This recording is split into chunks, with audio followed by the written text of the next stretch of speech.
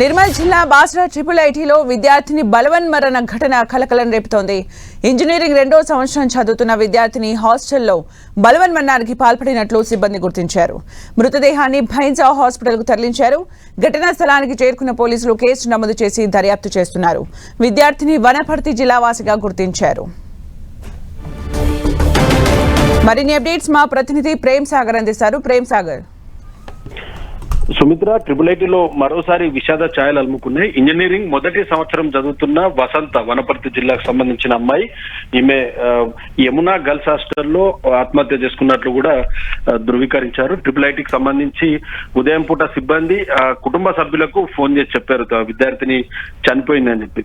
ఆమె గదిలో ఉన్న ఆమెను నేరుగా బైన్సా ఆసుపత్రికి తరలించారు. ప్రస్తుతము ఆ డెడ్ బాడీ బైన్సా ఆసుపత్రిలో ఉంది. అప్పటికే వైద్యులు వసంత మృతి చెందిందని చెప్పి చెప్తున్న పరిస్థితి ఉంది. గతంలో వరుసగా ఐఐటీలో ఆత్మహత్యలు కొనసాగుతూ ఉండేవి. కానీ ఒక ఏడాది కాలంగా కొంత బాసర ఐఐటీ అనేది ప్రశాంతంగా ఉంది. అక్కడ విద్యాభ్యాసము విద్యార్థులంతా కూడా చాలా ప్రశాంతంగా కొనసాగుతున్న పరిస్థితి. ఏడాది తర్వాత ఒక్కసారి వసంత అనే అమ్మాయి ఆత్మహత్య చేసుకోవడంతో అక్కడ తోటి విద్యార్థులు కూడా కొంత ఆందోళన చెందుతున్న పరిస్థితి ఉంది. సో 2 రోజులుగా వసంతతో పాటు రూమ్ లో ఉన్నవారు కావచ్చు, ఆమె స్నేహితులంతా కూడా చెప్తున్నారు ఆమె కొంత మూడీగా ఉందని చెప్పి చెప్తున్నారు. మరి కుటుంబానికి సంబంధించిన సమస్యలు ఏమైనా ఉన్నాయా, లేక ఇంకా ఏదైనా వ్యవహారాలు ఉన్నాయా అన్న దానిపైన కొంత దర్యాప్తు జరుగుతుంది. పోలీసులు ఆమె గదిలో కొంత సోదాలు చేస్తున్న పరిస్థితి ఉంది. ఏదైనా సూసైడ్ లెటర్ లాంటిది ఏదైనా దొరుకుతుందన్న దానిపైన కూడా చూస్తున్నారు. మరోవైపు బాసర ఐఐటీలో వరుసగా ఆత్మహత్యలకు ప్రధానమైన కారణం స్ట్రెస్ అనేది చాలా ప్రధానంగా తెలుస్తుంది. అక్కడ కొంత కౌన్సిలర్లను ఏర్పాటు చేయాల్సి ఉంది. చాలా ఏళ్లుగా ఒక డిమాండ్ ఉంది. విద్యార్థులు హోమ్ సిక్ అవుతారు. ఎందుకంటే 10th తర్వాత నేరుగా ఒక విశ్వవిద్యాలయానికి వస్తారు. PUC 1 PUC 2 తర్వాత ఇంజనీరింగ్ 1 2 3 4 వరకు చదువుతారు కాబట్టి చాలా ఒత్తిడి ఉంటుంది. ఇంటికి దూరంగా పిల్లలు ఉంటారు కాబట్టి వారికి ప్రత్యేకంగా సైకాలజిస్టులు కానీ కొంత వైద్యుల చేత నిపుణుల చేత ఎప్పటికప్పుడు తరగతులు నిర్వహించాలన్నది ఒక డిమాండ్ చాలా రోజులుగా ఉంది. సో ఇలాంటి హోమ్ సిక్ అయిన పిల్లలు కూడా చాలా మంది కొంత గతంలో ఆత్మహత్యానికి పాల్పడ్డ ఘటనలు ఉన్నాయి.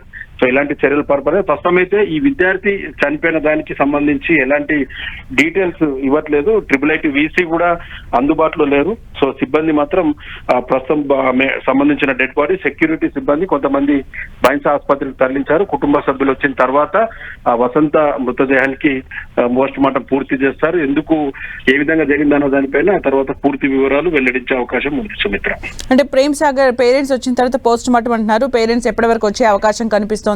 అలాగే పోలీసులు ఏ కోణాల్లో ఎంక్వైరీ చేస్తున్నారు?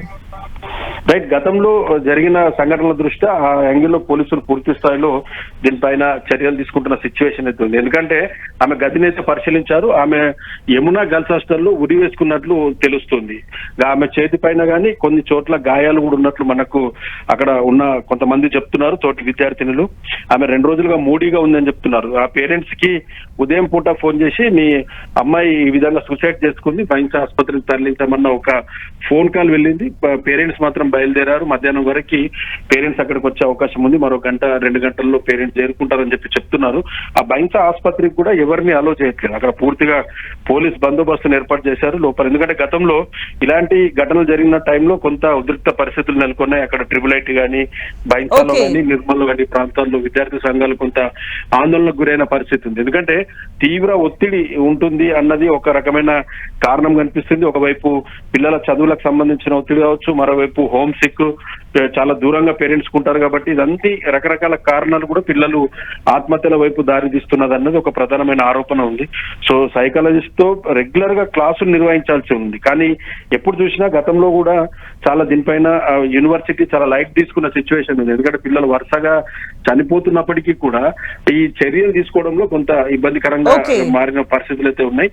సో ఖచ్చితంగా ఈ పేరెంట్స్ వచ్చిన తర్వాత దీనిపైన పూర్తి స్థాయి క్లారిటీ ఇచ్చే అవకాశం కనిపిస్తుంది. ప్రస్తుతం అయితే పోలీసులు పూర్తి స్థాయిలో ఆత్మహత్యనా లేక ఇంకేదైనా కారణాలు ఎందుకు సూసైడ్ చేసుకోవాల్సి వచ్చిందన్నది తోటి విద్యార్థులతో కూడా మాట్లాడుతున్నారు ఏం జరిగిందన్న దానిపైన.